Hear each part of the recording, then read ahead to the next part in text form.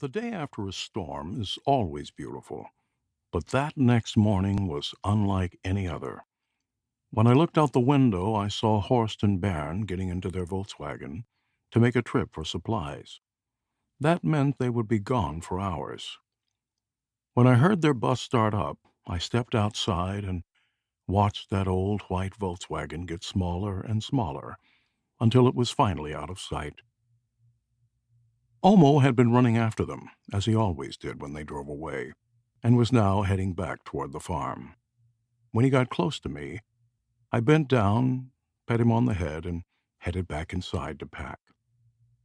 When I got to the doorway, I looked at all the things I wouldn't be able to take with me, and began hurriedly packing only the essentials. In time, I became grateful to Horst and Bernd. I couldn't have known it then, but they had helped to forge the circumstances that enabled me to make the most important discovery of my young life. Believing in the counsel I'd received the night before, I went back to grab my bag, and with only a German 10-mark note in my pocket, I started out for Paris, on foot. At first, I ran as fast as I could to gain distance. I would run, catch my breath, and then run again.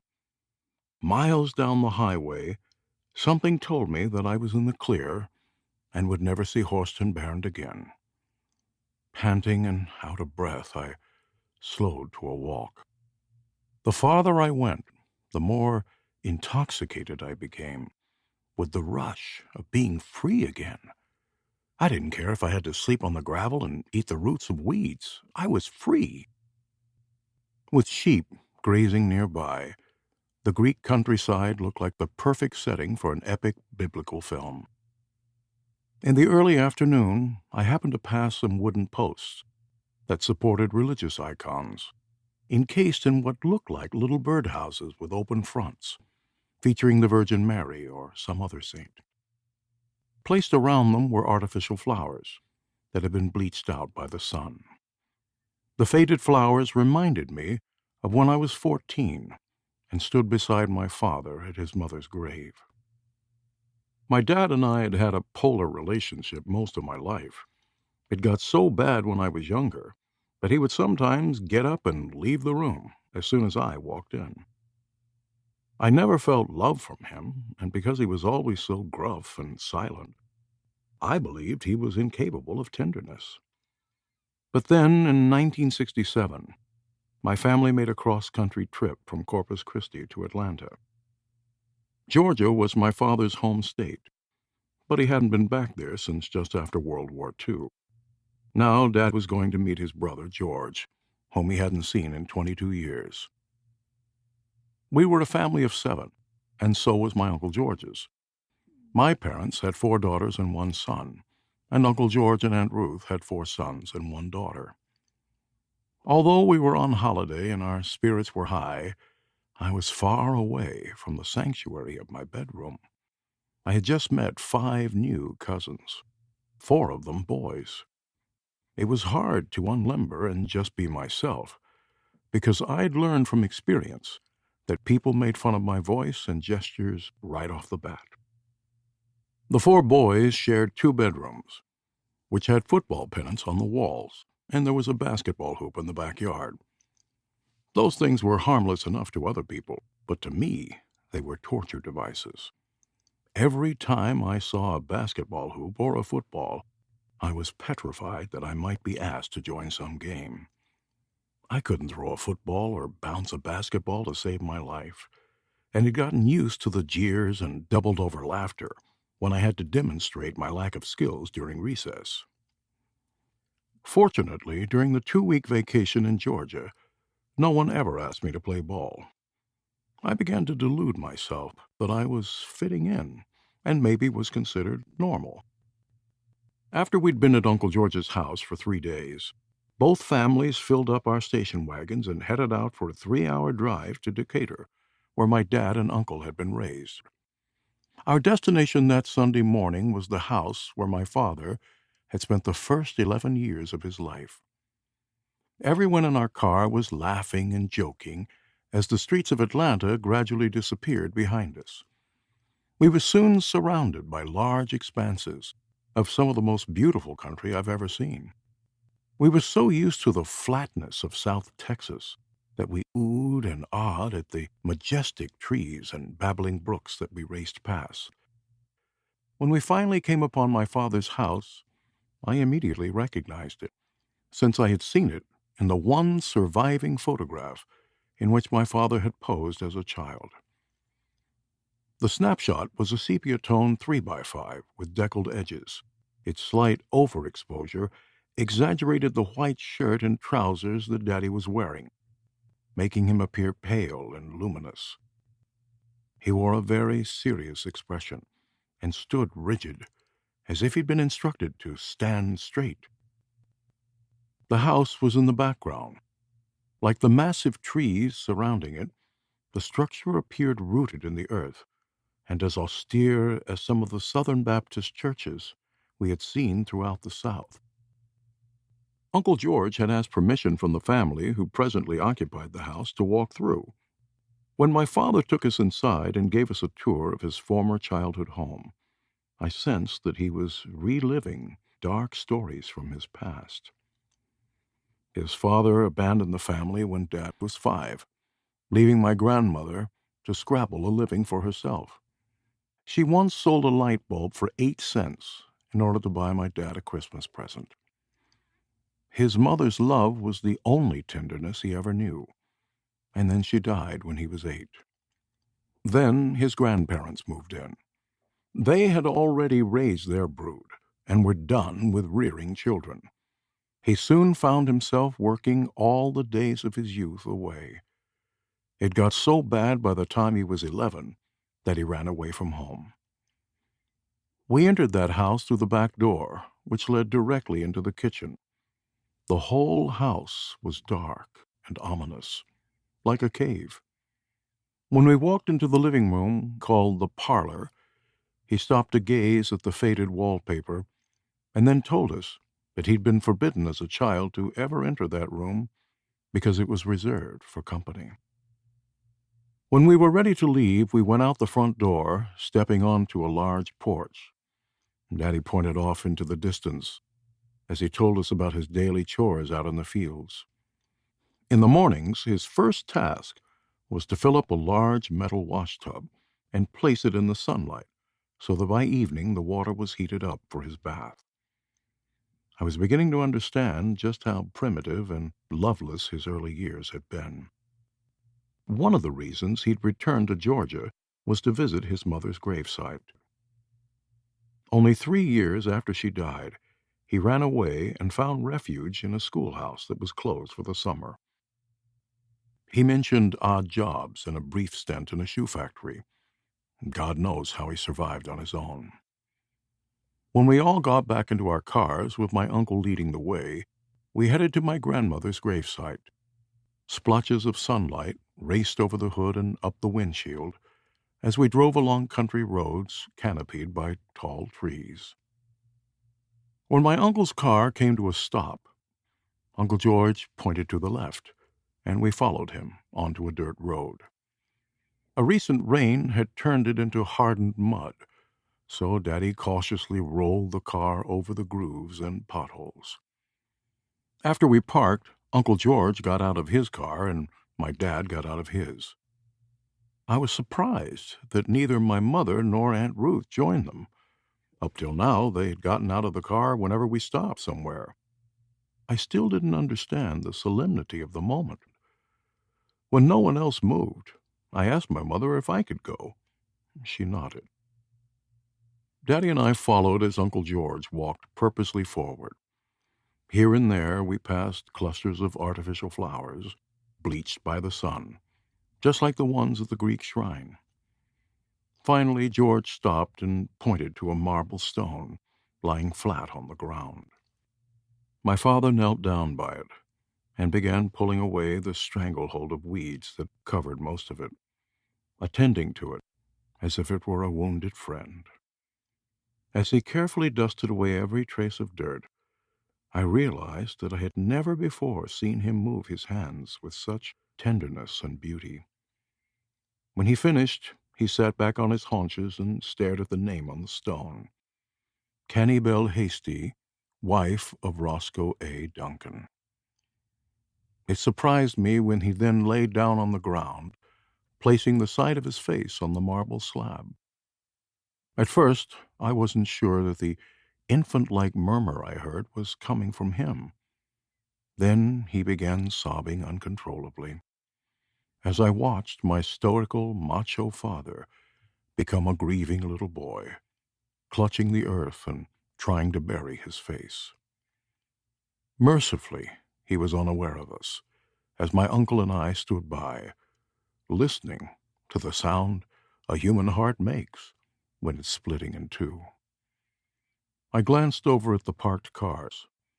Although I couldn't make out the distant faces, I could tell that our earlier chatter and lightheartedness had deadened and gone silent. At last he let out a long, deep sigh as he lay motionless with his eyes closed. I'll never forget how he looked that day. He had the face of a child being soothed by the cool fingertips of his mother's hand, while his head was cradled in her lap. A peaceful calm drifted over him, and he went silent. When he opened his eyes and saw our shoes, he remembered that he was lying on the ground in a cemetery in Georgia. Uncle George and I helped him to sit up. He had a dazed look on his face as he tried to reorient himself. He had returned from some remote time and place, and the consoling lap he had just buried his face in was once again cold marble.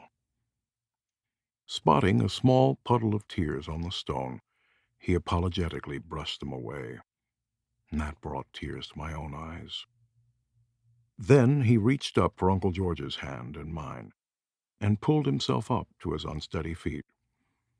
He looked like an adolescent boy who'd just risen from a river baptism.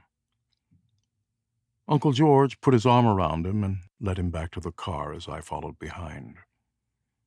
When Daddy got back in the driver's seat, he still looked like that little boy. As he sat, motionless in front of the steering wheel, we all waited for our father to return. At last, he started the ignition. The car began to roll forward, dipping and jostling as he maneuvered it back over the scarred earth. When we reached the highway, he looked both ways for oncoming cars, made a right turn onto the asphalt, and headed back to Atlanta. Walking on an open road somewhere in Greece, I had all the time in the world to reflect. I not only looked at the past, but also saw everything from a new perspective. That old nursery song, "Row, row, row your boat," suddenly popped into my head. Those last few words, "Life is but a dream," lingered in my mind as I walked toward Paris. I saw people in the distance, sitting by the side of the road. I could tell they were farm workers, probably waiting for a bus. I didn't know where their bus was going, but the guiding energy that had taken a hold of me told me to wait with them. Still exhilarated by being out in the world again, I sat down next to them. After a while, it occurred to me that I didn't have the right currency for the bus fare. I stood up and showed my German 10-mark note to them, and then pointed to the pavement, but no one seemed to understand what I meant. After a few minutes of worrying whether the driver would allow me on the bus without paying, I saw an old man with a donkey making his way toward us. When he got nearer, I approached him. Stepping onto the road, I drew the outline of a bus in the air and flashed my money. He said nothing as he watched me. Then he reached into his pocket and handed me a coin, which I assumed was the fare for the bus. I thanked him, and he continued with his donkey on down the road. I didn't take a picture of that old man and always regretted it. Many years later, while living in Barcelona, I saw a man that had a remarkable resemblance to him. I spotted him in the midst of the crowded Las Ramblas. When I tapped him on the shoulder and he turned to look at me. I was stunned at the uncanny likeness to that mysterious old man on the road in Greece. The man on the Ramblas couldn't speak English, so I lifted my camera and pointed to it. He shrugged his shoulders as if to say, "Why not?" He paused for only an instant, and I got a picture of him. When I turned back around from setting up my tripod, he had vanished. Just like the old peasant man, he had come and gone in a flash. Returning to that moment right after the bus fare had been handed to me, I sat down again with the farm workers and stared at the coin that was now in the palm of my hand. Moments earlier, I didn't have bus fare. Then this old man materialized out of thin air and handed it to me. Coincidence? Maybe. All I knew was that I was now holding a tangible object in my hand, and I couldn't shake the idea that something other than happenstance had put it there. When the bus arrived, I got on last and showed the coin to the driver. He nodded, so I handed it to him and took a seat. My plan was to stay on the bus until its final stop. As it happened, the route ended at a juncture in the road. Two buildings stood opposite each other, a tavern and a general store. My instinct told me to go into the store to exchange my marks for drachmas. However, when I looked at the old peasant woman behind the register, I hesitated. "Ask her," a gentle voice inside me said.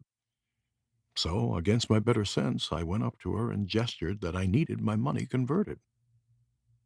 She snapped at me as she waved a dismissive gesture with her hand. Clearly, she didn't like the idea. But the gentle voice inside me said, "Ask her again." Although she was obviously dead set against it, I asked her again. She snarled a bit more, but then suddenly banged open the register, snatched the 10-mark note out of my hand, and handed me back drachmas. An odd sensation swept over me. I felt that I had just glimpsed 5 minutes into the future, because I knew it was going to happen before it did.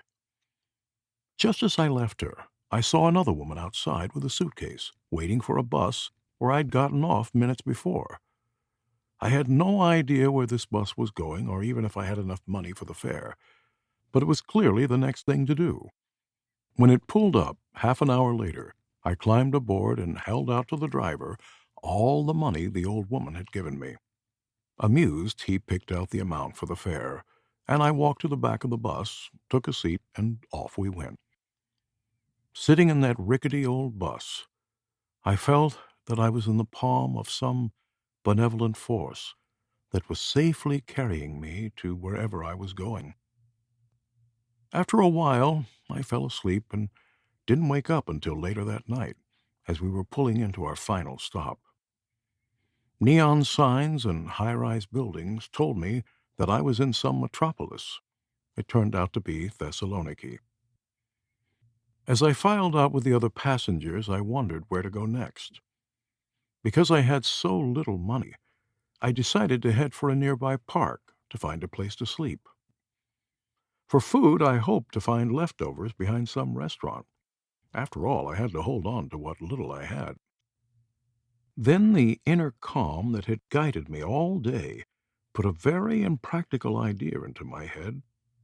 Spend all my remaining money on a hotel room. I struggled with that. Why would I throw away what little I had on just one night's stay? The argument came back that I needed a comfortable bed and a good night's sleep. I thought that was crazy, but the idea wouldn't go away. Finally, I gave in. Okay, I muttered, I'll go to a hotel. I approached several places, but each time I showed my money, I got the same disappointing shake of the head. More than once, the clerk walked me out onto the street and pointed far down the road, saying, "Olympia."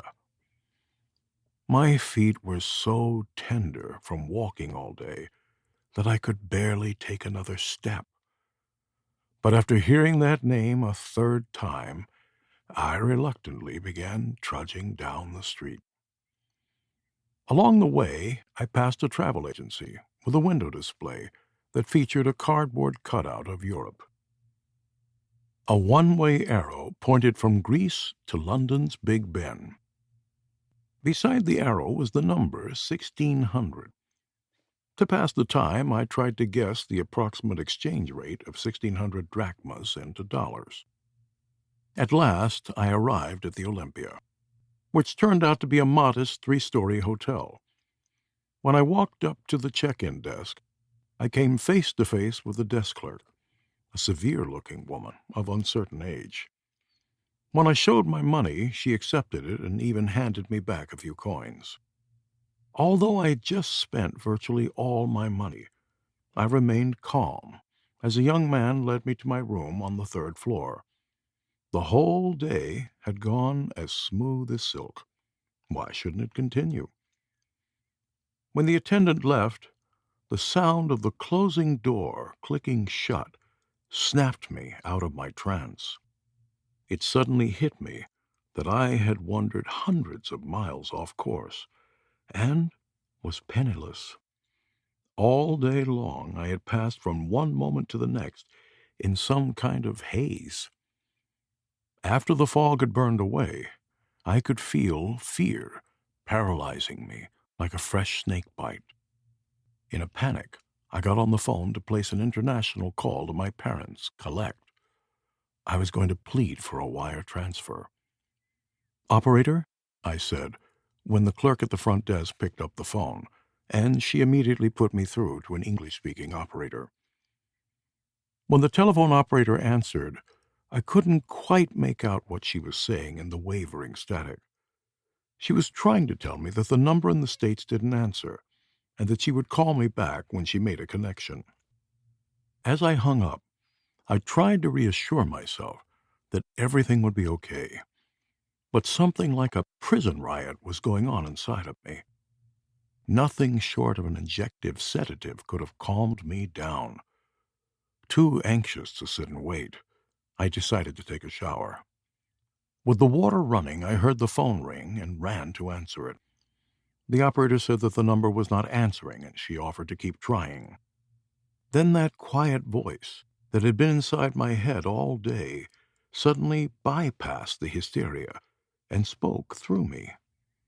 "That's okay," I heard myself say calmly. "Cancel the call." I put down the receiver and sat there with the phone in my lap. I stared at the sliding glass doors to the balcony. Why did I say that? I went over the day in my head. As I remembered the old man with the donkey, I wondered if his appearance was just a coincidence. And that old woman at the register, was that luck? I couldn't help feeling that I'd been connected to something, some system of help that hardly anyone knows about. All day long, I'd wanted to do one thing and then done the opposite.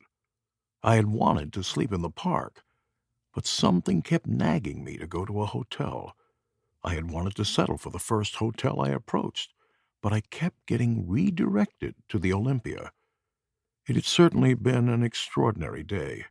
No one had been with me, and yet I had never felt alone. It was as if life itself was innately guiding me, as if this were how it was all meant to be. The more I thought about it, the more my state of mind shifted from desperation to gratitude. I didn't know where I'd come from or what this mysterious life was all about, but I suddenly wanted to give something back to whatever cause and effect had put everything into existence, including me. Closing my eyes, I got down on my knees next to the bed and began to imagine a celestial light suspended somewhere out in space. It was so vast that a galaxy of stars surrounded it.